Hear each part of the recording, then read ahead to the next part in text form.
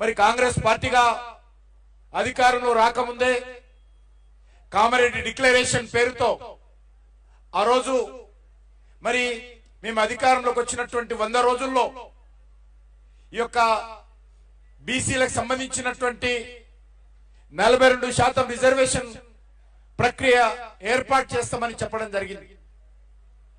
కానీ ఈరోజు 2 సంవత్సరాలు కావస్తుంది. 2 సంవత్సరాలుగా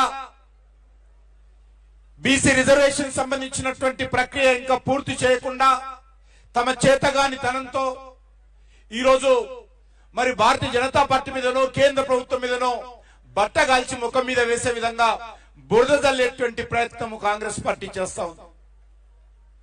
ఈరోజు కాంగ్రెస్ పార్టీ తీసుకొచ్చినటువంటి 42% రిజర్వేషన్ అది బీసీ రిజర్వేషన్ కాదు, బీసీలకు మేలు జరిగేటువంటి రిజర్వేషన్ కాదు, బీసీల సంక్షేమం కోసం తెచ్చినటువంటి రిజర్వేషన్ కాదు.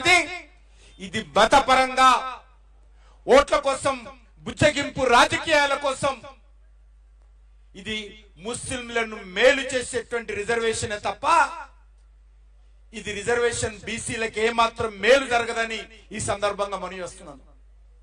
ఎందుకంటే ఈ రాష్ట్రంలో స్థానిక సంస్థల ఎన్నికల్లో 34% రిజర్వేషన్ అమలు జరిగినటువంటి రాష్ట్రం ఇది.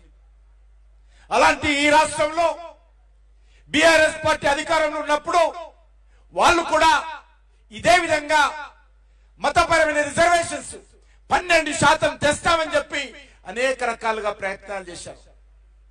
12% ముస్లిం రిజర్వేషన్ ఇస్తామని చెప్పి శాసనసభలో ముఖ్యమంత్రి గారు స్వయంగా ప్రకటించారు.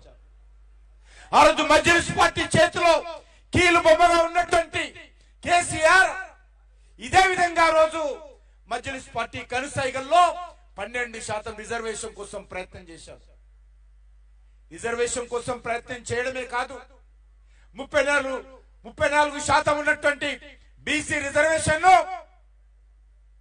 మరి ఏ రకంగా కేసీఆర్ 23% తగ్గించాడో తెలంగాణలో ఉన్నటువంటి ప్రతి బీసీ బిడ్డ అర్థం చేసుకోవాల్సిన అవసరం ఉంది. ఈ రాష్ట్రంలో 34% బీసీ రిజర్వేషన్స్ అమలు జరిగాయి.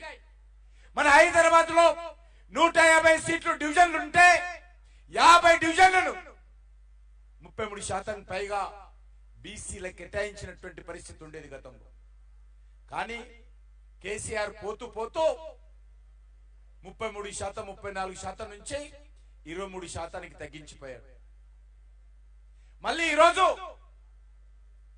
రేవంత్ రెడ్డిని అడుగుతా ఉన్నాను, 34% ఉన్నటువంటి రిజర్వేషన్ ఈ బీసీలకు ఈరోజు పెరిగిందా తగ్గిందా చెప్పాల్సినటువంటి అవసరం ఉంది.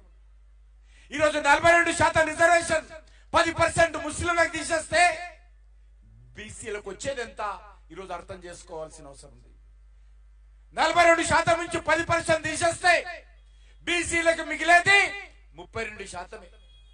మరి మీ రిజర్వేషన్స్ పెంచక ముందే ఈ రాష్ట్రంలో 34% స్థానిక సంస్థల ఎన్నికల్లో అమలు జరిగినటువంటి ఈ రాష్ట్రంలో 2% స్థానిక సంస్థల ఎన్నికల్లో బీసీ రిజర్వేషన్ తగ్గిందనే విషయాన్ని మనం చూస్తాం. బీసీలకు మేలు జరిగేటువంటి చట్టమా ఇది? బీసీలకు అన్యాయం చేసే చట్టం అని అడుగుతా ఉన్నాను. అందుకే భారతీయ జనతా పార్టీ తరఫున ఈరోజు అడుగుతా ఉన్నాను, షెడ్యూల్ క్యాస్ట్ జనాభా పెరిగిందని చెప్పారు, షెడ్యూల్ ట్రైబ్ జనాభా పెరిగిందని చెప్పారు, ముస్లిం జనాభా పెరిగిందని చెప్పారు, కానీ బీసీ జనాభా మాత్రము తగ్గించి చూపించేటువంటి ప్రయత్నం చేశారు. సరిగ్గా వీళ్ళ సర్వే కూడా సరిగ్గా జరగలేదు. హైదరాబాద్ లో 33% జనాభా హైదరాబాద్ లో ఉంటారు. ఇలాంటి హైదరాబాద్ లో 20% కూడా ఇళ్లకు వెళ్ళలేదు. 20% కూడా ఇళ్లకు వెళ్లి సమగ్రమైనటువంటి నివేదిక తయారు చేయలేదు. అరాకొర సర్వేలతో ఈ రోజు బీసీలకు అన్యాయం చేసే విధంగా ఈ ప్రభుత్వం ప్రయత్నం చేస్తున్న విషయాన్ని ఈ సందర్భంగా మనం చేస్తా ఉన్నాం. అందుకే ఈ రోజు మనం అర్థం చేసుకోవాల్సిన అవసరం ఉంది. ఈ యొక్క స్థానిక సంస్థల ఎన్నికల్లో గాని బీసీ రిజర్వేషన్ విషయంలో గాని చాలా స్పష్టంగా మీరు 42% బీసీలకు మాత్రమే ఇవ్వాలి తప్ప ఈరోజు ముస్లింలకు ఇచ్చేటువంటి ప్రసక్తి లేదనే విషయాన్ని ఈ సందర్భంగా భారతీయ జనతా పార్టీ చెప్తా ఉంది. బీసీలకు న్యాయం జరగాలంటే, నిజంగా బీసీ జనాభాకు అనుగుణంగా రిజర్వేషన్ పెరగాలంటే ఖచ్చితంగా 42% ఏదైతే మీరు 10% ముస్లింలకు ఇస్తున్నారో అది తీసేసి బీసీలకు ఇవ్వాల్సిందిగా నేను ఈ సందర్భంగా డిమాండ్ చేస్తా ఉన్నాను.